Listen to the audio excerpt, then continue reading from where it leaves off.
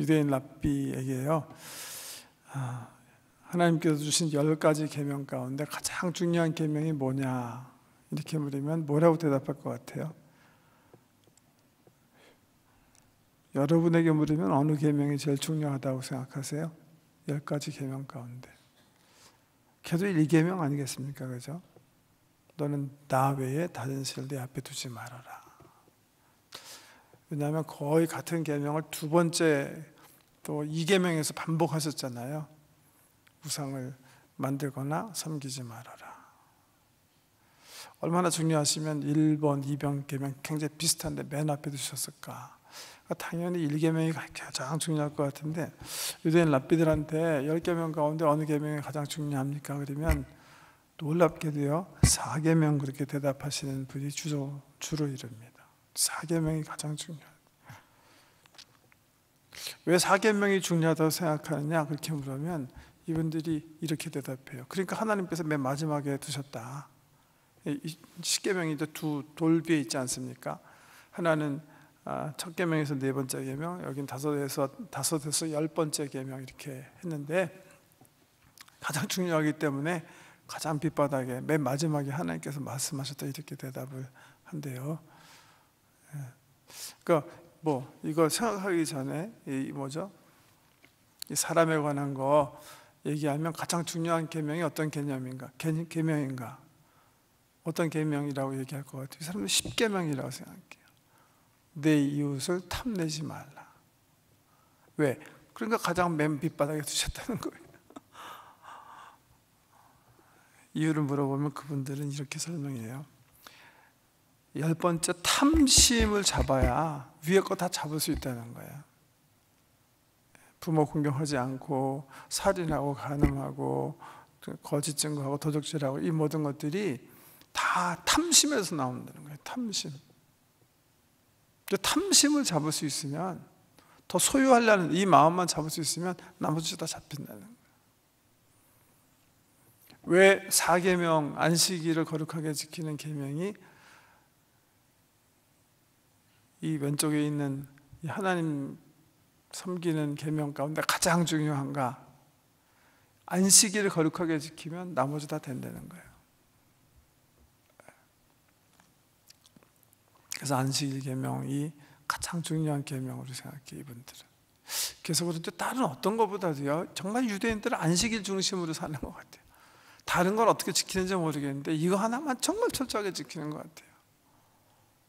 이번에 우리가 이제 이스라엘 가서 이렇게 경험한 것 가운데 하나가, 물론 저희가 들은 숙소 호텔에 그렇게 유태인이 많이 있는 것도 아닌데 안식일이 되니까 엘리베이터 하나는 그냥 지가 혼자 움직이는 거예요. 우리 것도 모르고 그냥 타가지고 얘가 왜 안 가나 막 누르고 가라 그러면서 그러는데 안 가요. 왜? 자동으로 해놓은 거예요. 그냥 올라타면 매층 쓰면서 가는 거예요. 얘가 그냥. 왜요? 안식일에 이거 엘리베이터 누르면 안 되기 때문에 그냥 올라타고서는 그냥 세워라 내워라 하고 가고, 유태인들 위해서 그냥 매층 쓰는 거예요. 매층. 손님도 몇 명 없는데 이스라엘 사람들이 그렇게 살잖아요. 잘 아시는데 불 켜면 끄지도 못하고. 왜요? 오늘 말씀한 이런 계명 때문에 그런 거예요.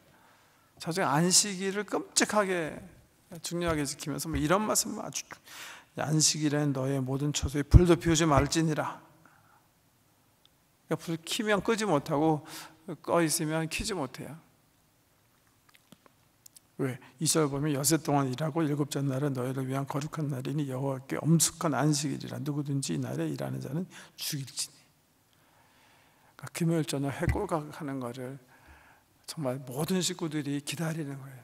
다 집에 와가지고 해가 딱 떨어지고 그때부터 안식일 시작되는 거기 때문에 이 안식일은 하나님께서 우리를 거룩하게 하시고 복 주시기 위해서 한 그런 신랑 같은 날이다 해가지고 마치 신부가 신랑을 기다리는 것처럼 안식일 되면 아무것도 안 하고, 좀 로맨틱하게 얘기하면 베란다가 있는 사람들은 식구가 나가서 해 이렇게 떨어지는 것을 보면서 신랑처럼 다가오는 안식일을 기쁨으로 맞이해요.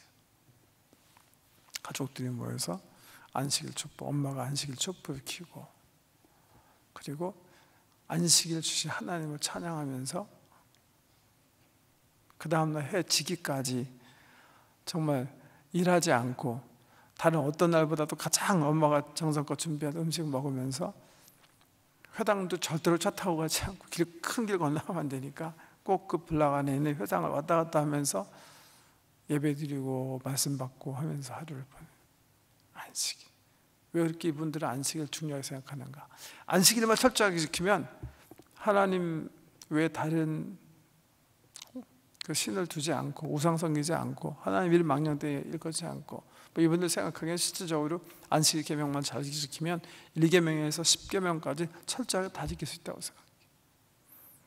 다른 어떤 것보다도 안식일을 철저하게 지키는 그런 민족이에요. 오늘 35장 본 말씀 보시면 이제 모세가 시내산에서 다시 이제 십계명판을 받고 내려와서 백성들에게 얘기하면서 하나님께서 백성들에게 명령하신 그 여호와의 이름으로 다시 안식일에 대해서 얘기하십니다. 철저하게 지켜라. 만약에 안식일 철저하게 지키지 않으면 네가 이제 우리 회중에서 끊겨지게 될 것이다 하는 여호와의 이름으로 정말 가장 강수를 두면서 이 안식일을 철저하게 지킬 것을 얘기하고 계세요. 그리고 4절 이후에는 이제 지금 28장에서 25장에서 31장까지 모세가 시내산에 올라가서 주님으로부터 말씀을 받아. 뭐 그 얘기하기 전에 또 하나, 제가 지난 토요일 날 새벽기도 제가 인도할 때 드린 본문 말씀과 오늘 본문 말씀이 같아요. 저를 당혹하게 만드는 그런 건데요. 지난 토요일 날 말씀드린 것처럼 보세요. 10계명 가운데 가장 중요한 계명은 어떤 계명이냐? 4계명 이렇게 얘기하거든요. 사람들한테 모세오경 가운데 가장 중요한 책은 어떤 책이냐? 그러면 뭐라 할 것 같아요? 그럼 민수기 그래야 될 거 아니에요? 맨 마지막 책이니까. 근데 그렇게 대답하지 않고 또 이번에는 레위기다 또 이러는 거예요. 레위기는 우리가 읽기 제일 힘들어하는 책 아니에요? 처음부터 뭐 제사법에 대해서 그 책 전체가 어떤 제사를 얼마나 자주 언제 드려야 되는지, 그리고 이스라엘이 지켜야 될 절기가 뭔지, 이거 우리가 다 안 하는 거잖아요, 그죠? 지금은 다 안 하는 거예요. 예수 안에서 다 이루어졌다고 생각해서 안 하는 건데, 레위기에는 그걸 아주 자세하게 설명하고 있거든요. 근데 이게 정말 처음부터 성경 일도 글다가 시험 받는 이 레위기를 유태인 랍비들은 가장 중요한 책. 그래서 왜 모세오경 가운데 레위기가 가장 중요하냐? 그러니까 가운데 하나님께서 주신 거 아니야? 또 이렇게 말도 안 되는 대답을 그렇게 또 해요, 이분들이. 그래서 회당 가서 이렇게 모세오경 이렇게 펴나면 항상 레위기 펴나요, 레위기. 왜 레위기를 하나님께서 가운데 주냐? 가장 중요하기 때문인데, 그 이유는 거기에 하나님께서 이스라엘 백성, 하나님 백성들에게 가장 중요한 예배를 가르쳐 주셨기 때문에, 지켜야 될 절기와 예배를 가르쳐 준 게 레위기 때문에, 사실 그것 때문에 모세오경 주신 거라고 생각해요. 그만큼 하나님은 예배를 중요하게 생각하셨다는 거예요. 그래서 아주 그냥 정말 자세히,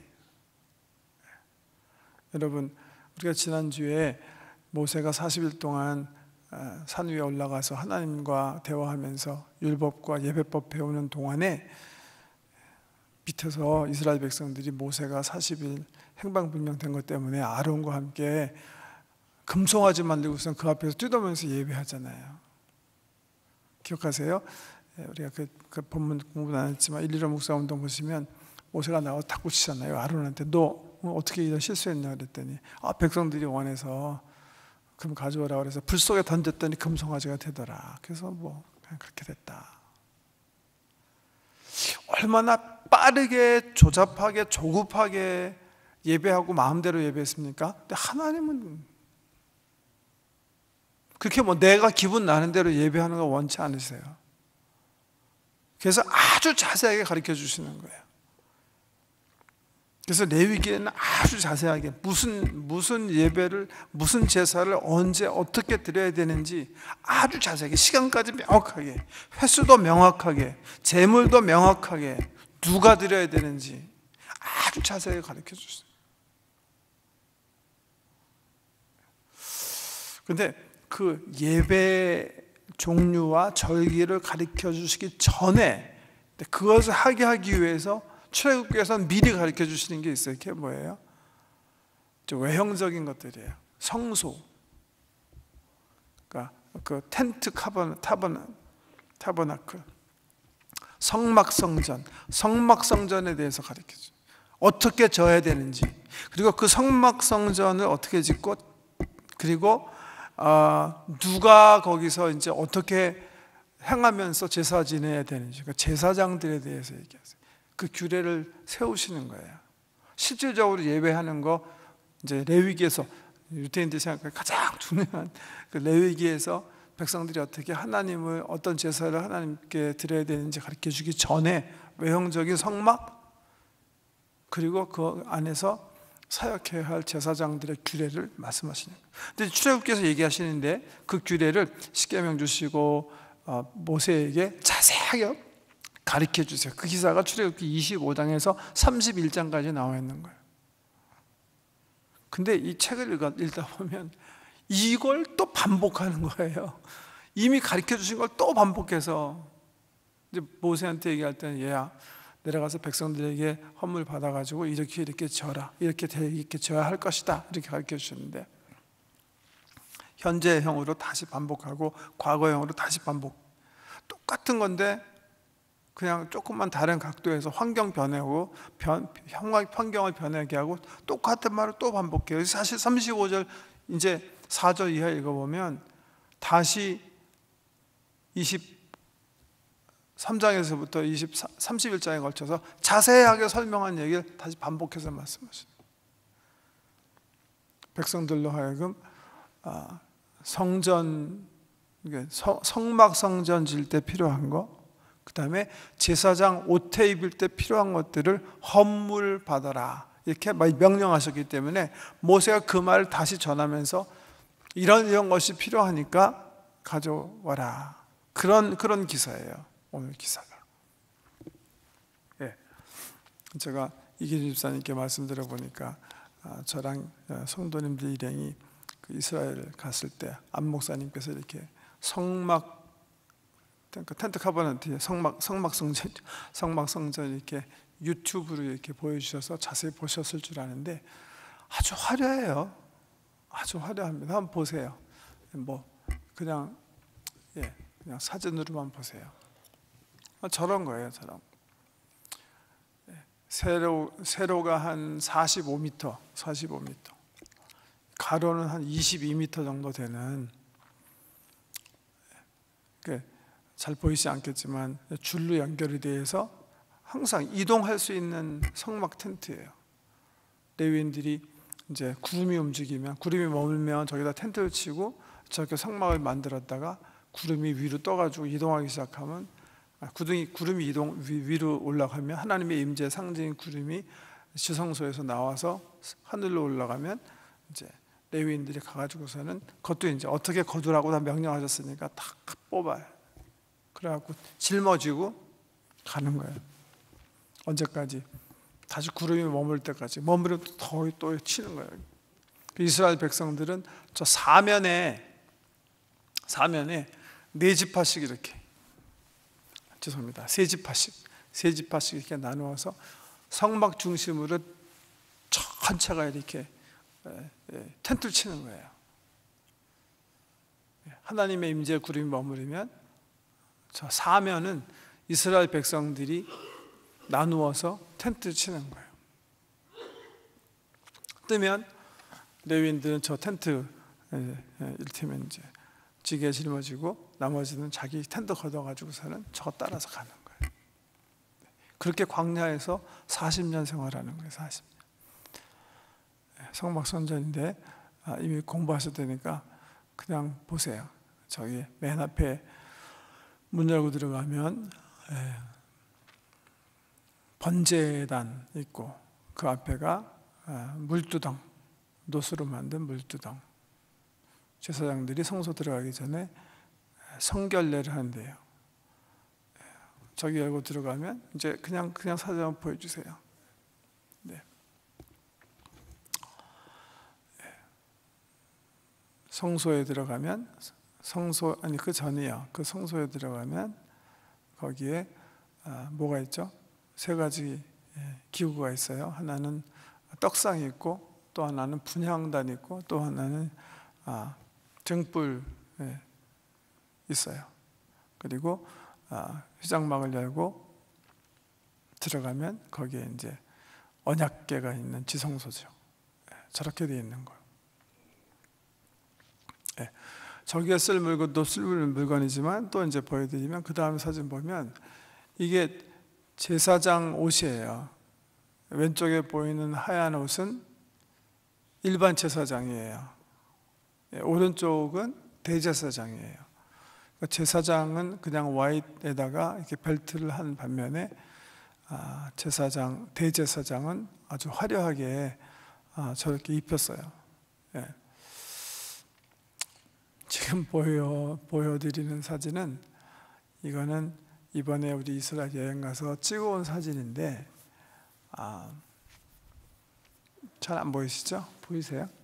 하얀 거는 역시 제사장, 옆에는 대제사장인데, 저건 어디서 찍어온 거냐면 제3성전이라고 이스라엘 사람들이요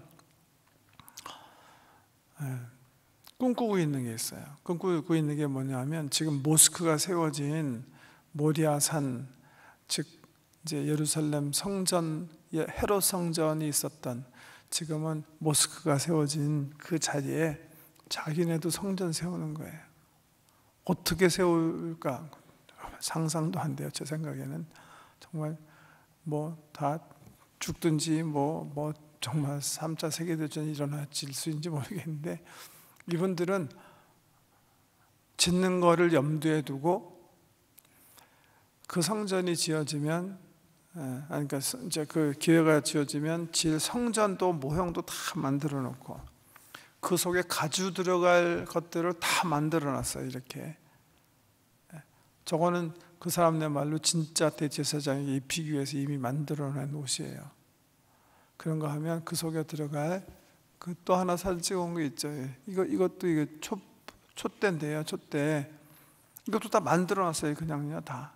이것뿐만이 아니라 뭐 떡상이니 뭐 분향단이니 저 물덩이니 다 만들어 놓고 있는 거예요. 그래서 이번에 저는 15년 전에 이스라엘 한번 방문했는데, 그때만 해도 없었는데요. 지금은 제3성전 연구소라는 거를 세워가지고 이제 성전이 생기면 가서 이제 사용할 모든 기병들도 다 만들어 놓고 기다리고 있는 거예요. 저것 때문에, 그런데 막 지금 막 팔레스타인 사람, 아랍 사람과 계속해서 분쟁이 일어나는 거고요. 어제도 저 팔레스타인 사람이 저 예루살렘에 있는 주이시 시나고그에 이제 막 뭐였죠? 폭탄이었나요? 폭탄이었죠? 수류탄이었나요? 뭐였죠? 수류탄이 아니고 도끼였구나.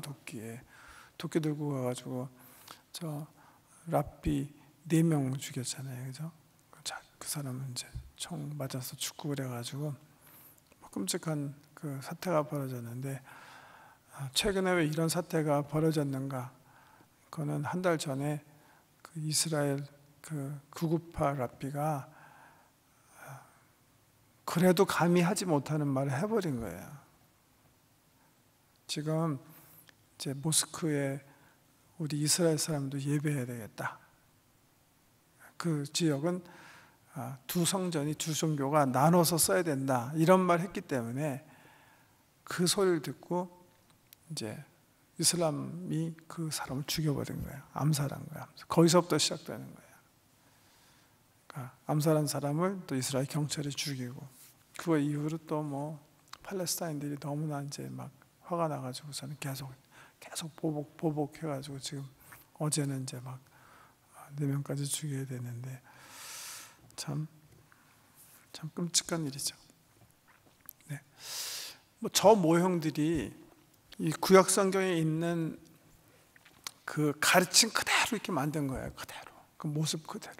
설명은 굉장히 복잡하게 되어 있는데 이스라엘의 학자들이 또 랍비들이 가장 성경에서 말씀하신 대로 만들어 놓고 그 때를 기다리고 있는데 지금 실질적으로 사용되었던 그런 모형들을 지금 보시고 계시는 거예요. 오늘 본 말씀은 저런 것들을 만들기 위해서 이제 헌물을 하라, 그런 게 이제 본문 말씀입니다.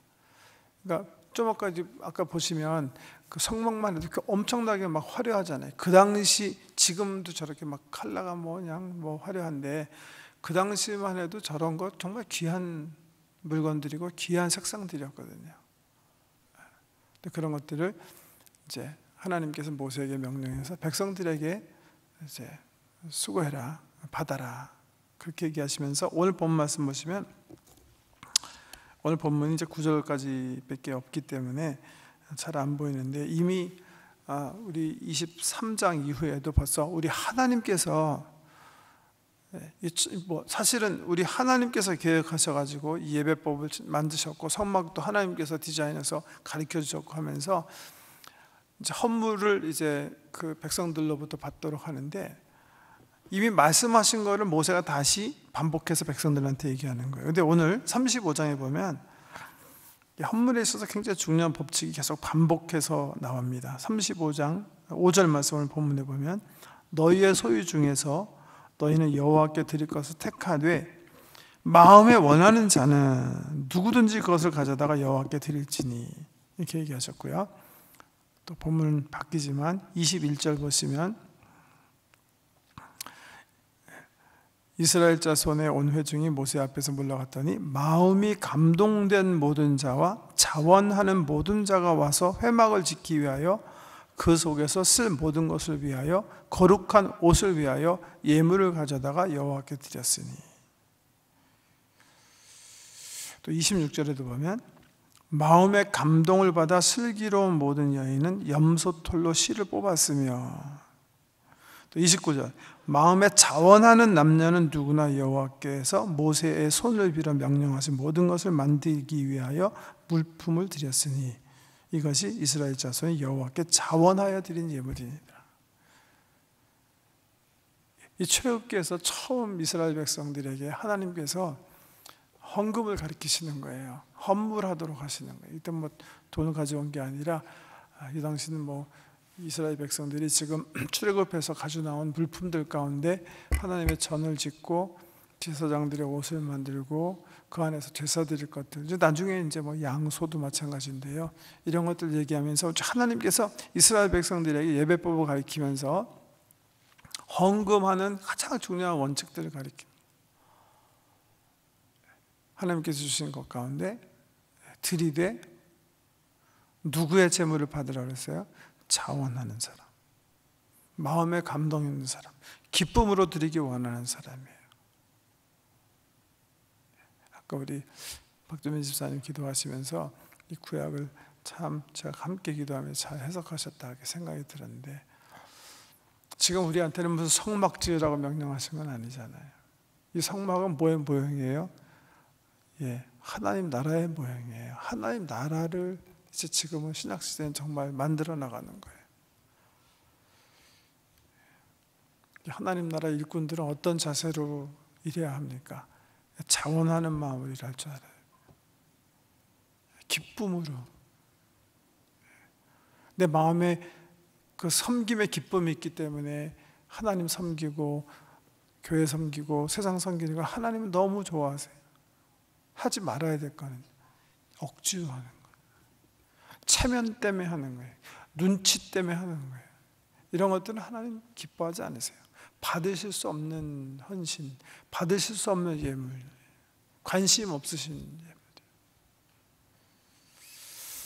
오늘 첫눈이 굉장히 많이 왔어요. 제가 방송 이렇게 들어보니까 정부에서 오늘 이렇게 많이 올지 몰라가지고 그 소금차를 많이 준비하지 않아가지고 사실은 한 겨울에 이거보다 훨씬 더 많이 와도 우리 토론토가 잘 감당하는데 소금차가 많지 않아서 좀 길이 굉장히 위험할 수가 있대요. 왜냐하면 아직 이렇게 많이 올 때는 아닌데 굉장히 오늘 많이 올 거라고 예상하시는데 조심해서 가시기 바랍니다. 저는 그런 생각했어요. 오늘 이렇게 하나님께서 오늘 오신 분들 참 예배 좋아하시겠다, 그런 생각이 좀 들더라고요.